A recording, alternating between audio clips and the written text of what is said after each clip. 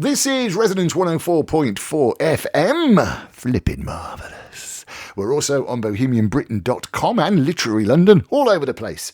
I'm Nick Hennegan, and it's time for another slice of Literary London. Oh, yes, where we talk about, well, things kind of literary and London. And we've got a bit of a vintage treat for you today, particularly if you're a fan of Sherlock Holmes, because it was indeed on the 7th of July, 1930, that we lost Sir Arthur Ignatius Conan Doyle, the British writer and physician, of course. Best known, of course, for Sherlock Holmes and a study in Scarlet. He was a prolific writer, Sherlock Holmes. Sorry, I should say. He's a Sherlock Holmes, a Conan Doyle. Good Lord. It's been a long day. We're rehearsing, by the way. No, we're auditioning, actually, for my new play, The Birth of Frankenstein. Oh, if you're at the Edinburgh Festival, by the way, do get in touch and let me know, because I'll come and have a chat with you. If you've got a show up there, or if you're performing, or, well, if you're just having a bit of a pint, come and see us. We're at the, where are we? The Pleasance Courtyard with The Birth of Frankenstein.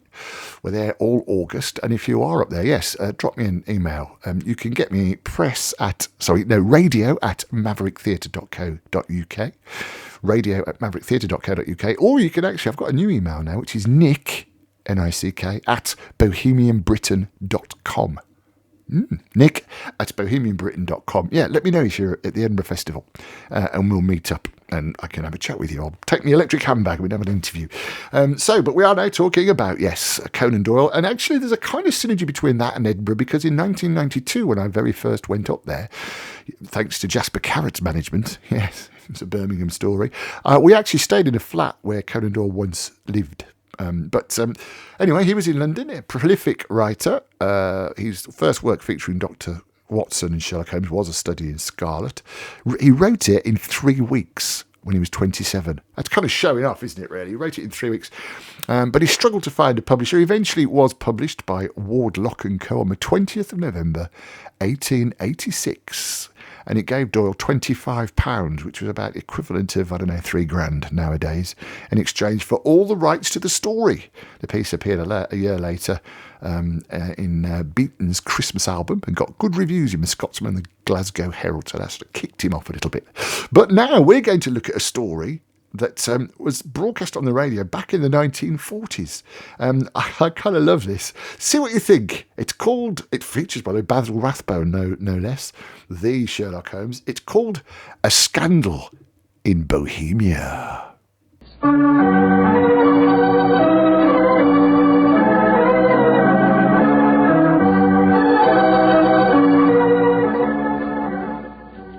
And now I know Dr. Watson's waiting for us, so let's go in and join him. Come in.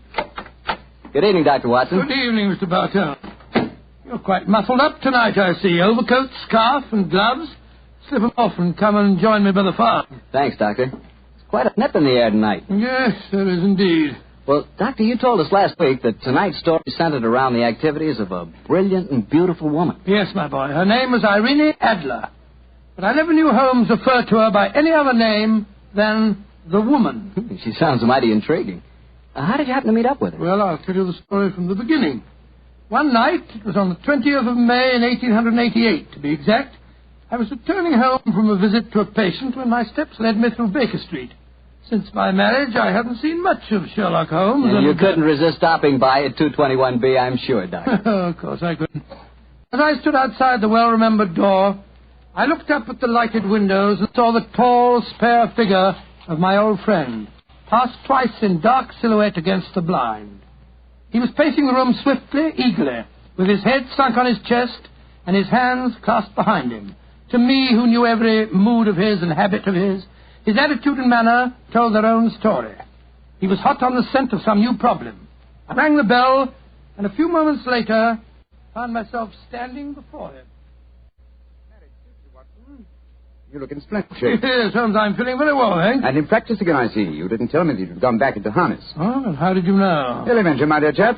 If a gentleman walks into my rooms, smelling of iodoform, with a black mark of nitrate of silver on his right forefinger, and a bulge on the left side of his hat, to show where he's secreted his stethoscope, I should be dull indeed if I didn't pronounce him to be an active member of the medical profession. Just the same as ever, Holmes. By the way, I'm Not interrupting you. Well, you are, old fellow, but it's a most welcome interruption. You're working on a new case? It looks like it. This letter arrived by the last post today. It's undated and has neither signature nor address. Read it. Let's have a look. There will call upon you tonight at 7:45 a gentleman who desires to consult you upon a matter of the very deepest moment. Your recent services to one of the royal houses of Europe have shown that you are one who may safely be trusted. This account of you we have from all quarters received. Be in your chamber, then, at that hour, and do not take it amiss if your visitor wears a mask. Great Scott, it's all very mysterious. What do you imagine it means? Look carefully at the note, old fellow. What do you deduce from it? Well, now, let me think.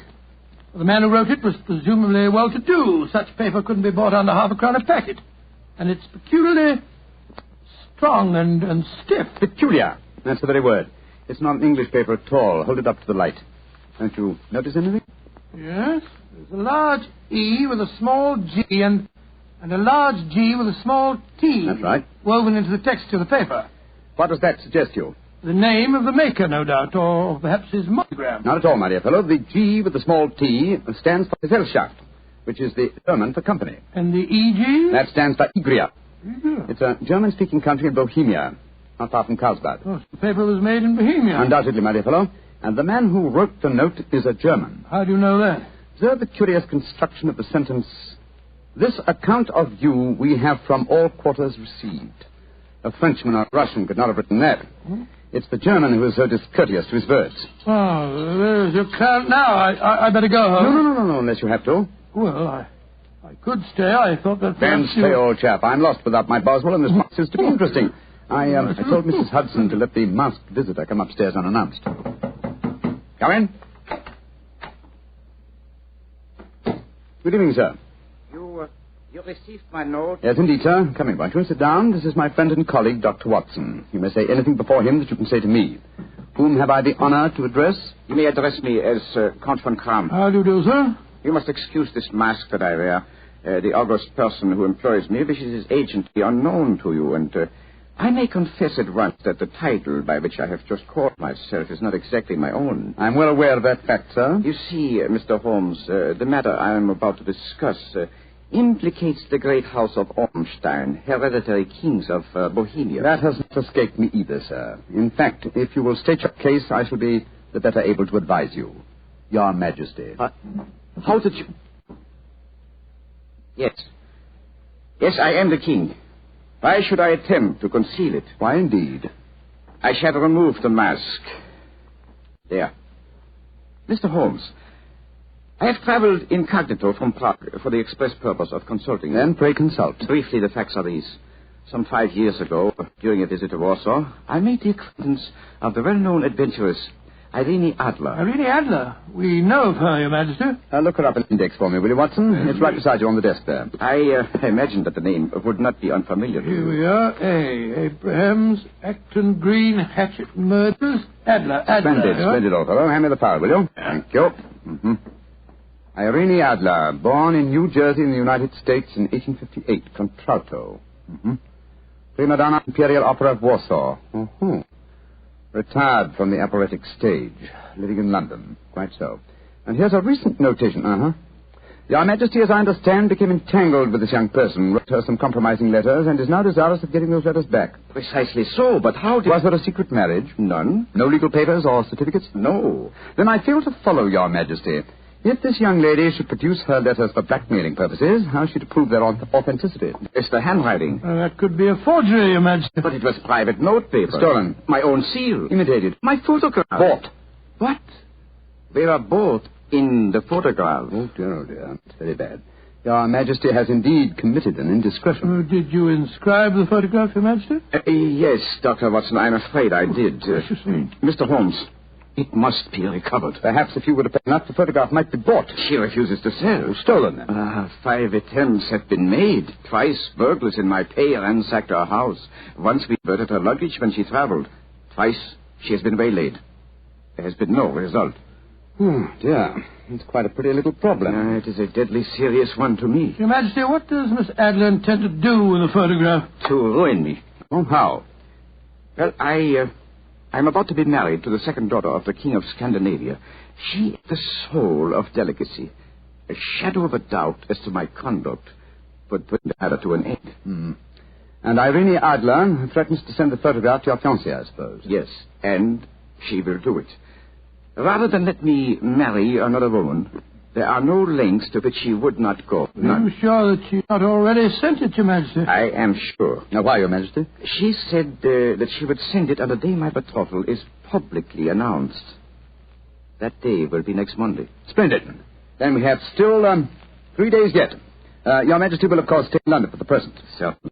You will find me at the Langham Hotel, registered as Count von Kram. Just 2 questions before you leave, sir. What are they? Is the photograph large or small? Quite large. And it was in a heavy frame. I see. And what is Miss Irene Adler's London address? Brioni Lodge, 17 Avenue, St. John's Wood. Thank you, Your Majesty. Good night, and I trust we shall soon have some good news for you. I am placing all my hopes in you, Mr. Holmes. Good night. Good night, Dr. Watson. Good night, Your Majesty. Fascinating problem, Holmes. I wish I could help you with it. You can, my dear chap. Huh? I shall be glad of your company. Oh, splendid. What's our first move, Holmes? Well, a good night's rest, I think. We'll meet here at 10 o'clock tomorrow morning. And then? Then, my dear fellow, we will see what we can find out about Miss Irene Adler, late of the Warsaw Imperial Opera Company and at present residing at Briony Lodge, Serpentine Avenue, St. John's Wood.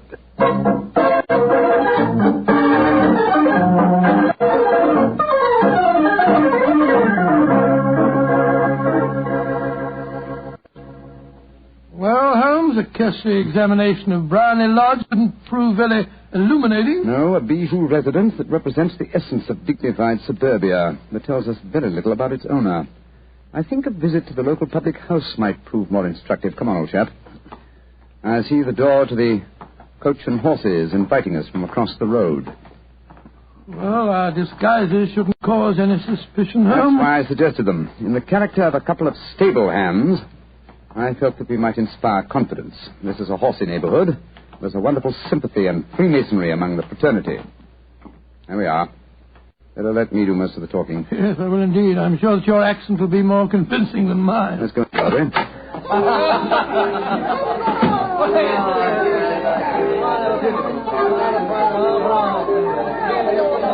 Well, what'll it be, mateys? Half of Olden Mile, please. How about you, Charlie? All of sight? Yeah, 2 halves of Olden Mile.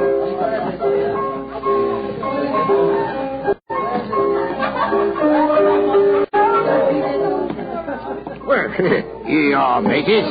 That'll be a tenner. Have a drink with us, Governor. Oh, don't mind if I do. I'll have a Guinness. You blokes new round here? Yes, that's right. Came over from Clapham. Clapham, eh? Well, here's looking at you. Hunting for jobs? That's right. We was told that Miss Adler, of course, at Briony Lodge, needed a new coachman and a groom. Well, it's the first I've heard of it. It might be true. Have you been over there to ask? No, not yet. We thought we'd find out something about the old girl first. She ain't no old girl, matey. She's the prettiest young thing you ever saw under a bonnet, and that's a fact. You know her, Governor? Why, of course I know her. Used to drive the carriage, I did. Before I came to work here. Oh, what's she like? Oh, nice little lady, as you'll find, chum. Work hard? No. She lives quiet, like. Goes out singing at concerts once in a while. The rest of the time it's money for jam. She goes out for a drive at the park every day at 5 and comes back to dinner at 6:30. The rest of the time's your own. She ain't married, you say? No. But she's got a bloke what comes to see her all the time. He's a barrister. Nice gentleman. Mr. Geoffrey Norton is his name. Good-looking fella. Wouldn't be surprised to see him get spliced. Sounds like a cushy job to me. Come on, Charlie. Let's get over to the house and see what's what. Much obliged to you, chum. Well, good luck, mateys, and thanks for the Guinness.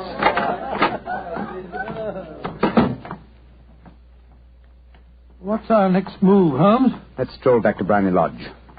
I'm undecided whether to continue my investigation there or to try and find out something about Mr. Geoffrey Norton, the barrister. If he's just her lawyer and nothing else, it's more than likely that she's entrusted the photograph to his safekeeping. Hello. There's a cab waiting outside Miss Adler's house. Hurry, Watson. Maybe Mr. Norton's. Here we are at the gate. Yes. You comes a man hurrying down the pathway. Quick, flatten yourself behind this post. Listen. Where to now, Mr. Norton? Drive like the devil. First to St. Hankey's in Regent Street, and then to the Church of St. Monica in the Edgware Road. Half a sovereign if you do it in 20 minutes. Right, y'all, Mr. Norton. Up in.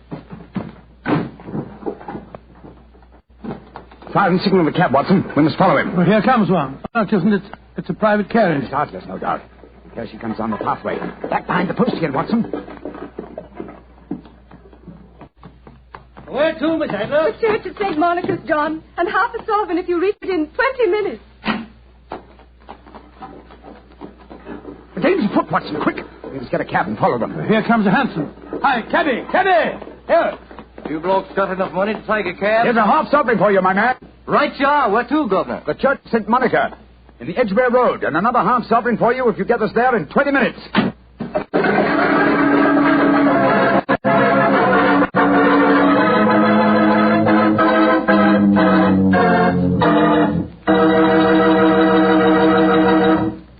We'll hear the rest of Dr. Watson's story in just a second, but let me tell you something. If you're going to have chicken for dinner tomorrow night, or any night, don't forget to serve that chicken with Petri California Sauterne. Believe me, Petri Sauterne is just about the last word in white wines. It's beautifully golden in color, it's delicate and intriguing in flavor, and it's just, well, you taste it and see for yourself. If you want a delicious white wine, you certainly want a Petri Sauterne. Well, Doctor, once again, you broke off your story at the most exciting point. Did you and Sherlock Holmes reach that church inside the 20 minutes? Yes, Mr. Bartell, we did, but the other carriages were there before us. Holmes went into the church after telling me to guard the outside. I must have waited for 10 minutes or more before Mr. Geoffrey Norton and Miss Adler came out, spoke a few words to each other, and then left in their separate conveyances. A moment later, Holmes, still dressed as a stable hand, came striding out of the church and down the steps towards me. He was obviously very excited. Watson. Have they left? Yes, in separate cabs. I overheard him say that he was going back to his office. And she said, I shall drive out from the park at 5 this evening. Splendid, old fellow. Then come on. We can return to Baker Street. What happened inside the church, Holmes? They were married. Married? Of course. The ceremony would have been illegal if it had been performed after noon. That accounted for their wild dash to the church. Jump into the cab. Where to now, Governor? 221B Baker Street. Oh, so they got married, eh? Yes, and it may amuse you to know that I acted as witness at the ceremony. Oh, you did? But how did that happen? Their own witness had failed to appear, and I was dragged into the breach. The bride gave me the sovereign as a memento. I think I'll wear it on my watch chain in memory of the occasion. What an amazing situation. Things begin to look better for the king, don't they? Yes. Now that she's Mrs. Norton, the chances are that she won't want to expose His Majesty after all. I hope so, Watson, I hope so. But we can't afford to take any chances. I think the time is right for us to come to closer grips with the lady.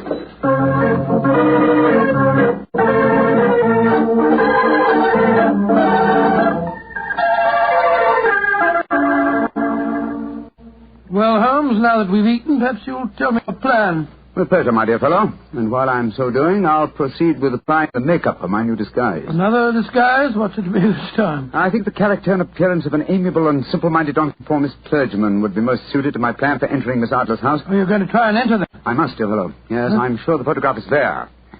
Miss Adler, or rather Mrs. Norton, will return from her drive and park at 6:30. We must be at Bryony Lodge to meet her. And what then? You must leave that to me. I've already made my arrangements. There is only one point on which I must insist. You must not interfere, come what may. You understand? I'm to remain neutral. Yes, there will be some small unpleasantness. Don't join in it. It will end in my being conveyed into the house. As soon as I'm able to, I shall open one of the windows. You are to watch from the outside. When I raise my hand, you will throw an object which I shall give you through the window and at the same time cry, fire. Follow me? Entirely, but what am I to throw? Oh, it's nothing very formidable. Here it is. Huh, looks like a great big cigar. What is it? Just an ordinary plumber's smoke rocket, fitted with a cap at each end to make it self-lighting. Your task is confined to throwing it through the window. When you raise the cry, fire, it will be taken up by quite a number of people. You will then walk to the end of the street, and I'll rejoin you in 10 minutes. I hope I've made myself clear. Perfectly. Good. And now, old fellow, as soon as I've donned my clerical attire, let's be on our way. There's no time to be lost.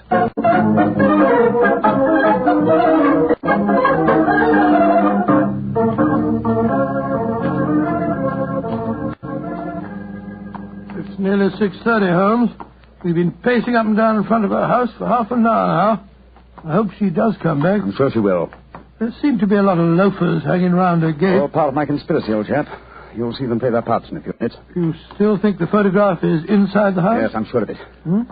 It's most unlikely that she carries it about with her. Remember, the king told us it was a large frame picture. And also remember that she planned to use it within a few days. It must be where she can lay her hands on it. It must be inside her house. Her house has been burgled twice. They don't know how to look. Well, how will you look? I won't. I'll get her to show me. She'll refuse. No, she won't be able to. Get up to the cage now.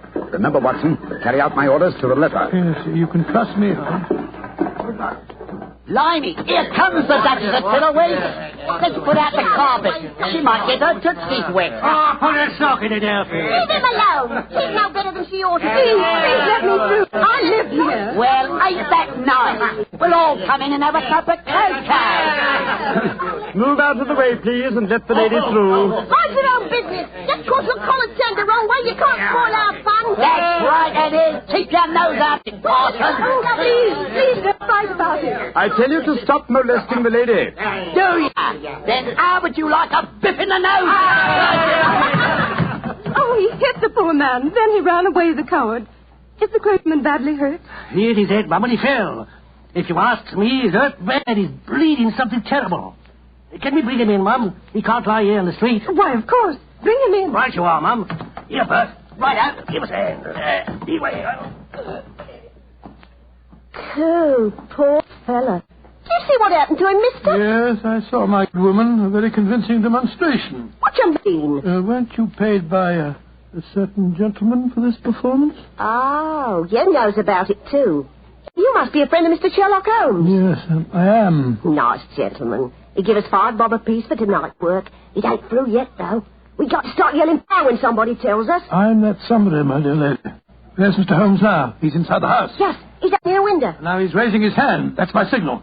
Now to throw the rocket. There we are. Ha!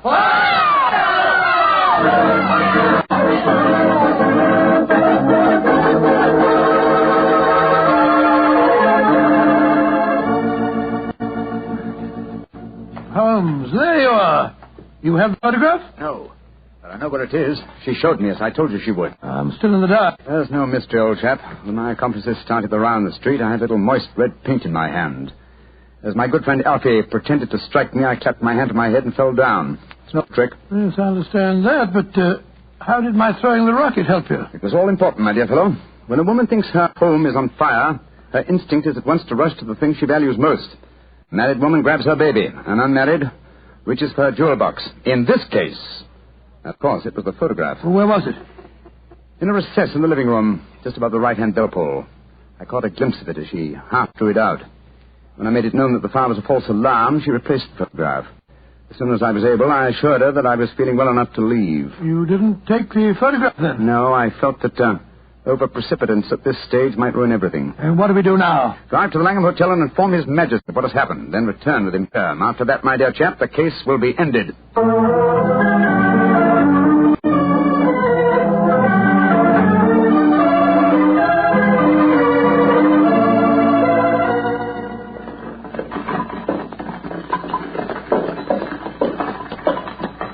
This is Barney Lodge now, Your Majesty.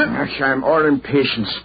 Yourself and this photograph will still be there, Mr. Holmes. I have every reason to believe so, Your Majesty. I must confess, this is going to be something of an ordeal. And I suggest that you let me do the talking, Your Majesty. I think I know how to handle the lady.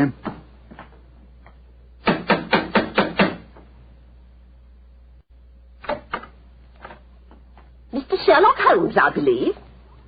Yes. I am Mr. Holmes. How did you know? My mistress told me that you would be likely to call. She has left for the continent with her husband. You mean she's left England? Never to return. Then the papers, the photograph. All is lost, Mr. Holmes. We'll soon see. Follow me. She said you've been looking for something. I hope you find it.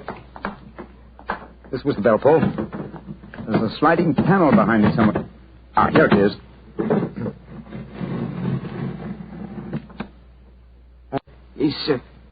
Is the photograph there, Mr. Holmes? There is a photograph, but it's a photograph of the lady alone. Here's a letter, and it's addressed to me. Well, what's it say, Holmes? My dear Mr. Sherlock Holmes, you really did it very well. Until after the fire alarm, I had no suspicion. But then, when I realized how I had betrayed myself, I began to think. I'd been warned that if the king employed an agent, it would certainly be you. May I congratulate you on your disguise as the dear old clergyman? Great Scott, he was far more clever than you, Holmes. Yeah, go on. What else does it say? Let me see. My husband and I both thought that the best recourse was flight. So you will find the nest empty. As to the photograph of the king and yourself, His Majesty may rest in peace. Thank goodness for that. I love and am loved by a better man than he. I leave another photograph, however, that you might care to possess. And I remain, dear Mr. Sherlock Holmes, very truly yours, Irene Norton, née Adler. What a woman, Watson. What a woman. What a magnificent woman. She fooled me completely. But, I'm sorry, Your Majesty, I've been unable to bring your business to a more successful conclusion. On the contrary, my dear sir, nothing could be more successful. I know that Irene's word is inviolate. The incriminating photograph is now as safe as if it were in the fire. I'm glad to hear Your Majesty say so. I am immensely indebted to you. Now, pray tell me in what way I can reward you. This beryl ring that I wear, I should be proud. Your Majesty has something that I should value even more highly. You have but to name it. This photograph. Irene's photograph? But certainly. However, you must let me give you something more substantial. Oh, no, Your Majesty. This is something I shall treasure all my life. This and a golden sovereign I received from the lady's hand. They will remind me that I was once tricked by a woman. A woman that I shall never forget.